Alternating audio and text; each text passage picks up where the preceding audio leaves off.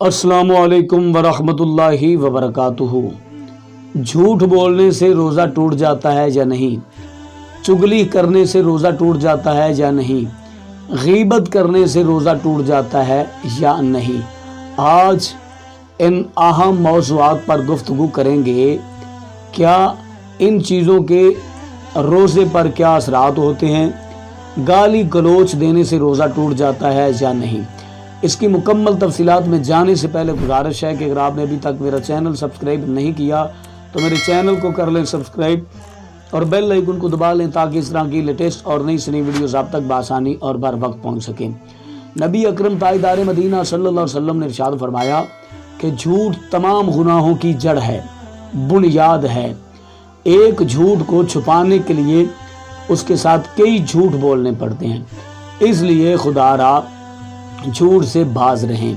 बाकी रहा मसला कि रोज़ा टूट जाता है कि नहीं। देखें, झूठ बोलने से ना रोज़ा टूटता है, गीबत करने से ना रोज़ा टूटता है, चुगलखोरी करने से ना रोज़ा टूटता है। इन चीज़ों से रोज़ा टूटता नहीं।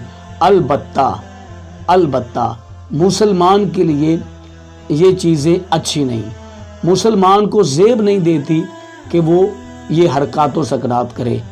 ये तो आम दिनों की बात है, तो रमज़ानुल मुबारक में कैसे मुसलमान को ज़ेब देंगी?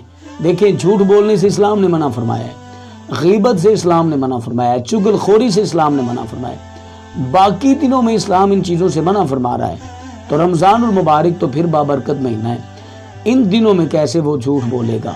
तो मुसलमान को चाहिए कि रोज़े की हालत में झूठ ना बोले, रोज़े की हालत में गीबत ना करे, रोज़े की हालत में चुगली ना करे, रोज़े की हालत में फाशाना गुफ्तगू ना करे, रोज़े की हालत में गालम गलोच ना करे। तो इन चीज़ों से खुद को बचाइएगा। तो मुझे उम्मीद है कि आप मेरी इन बातों पर अमल करेंगे। अल्लाह आपको भी अजर अता फरमाएगा और मुझे भी अजर अता फरमाएगा। अल्लाह हाफिज़।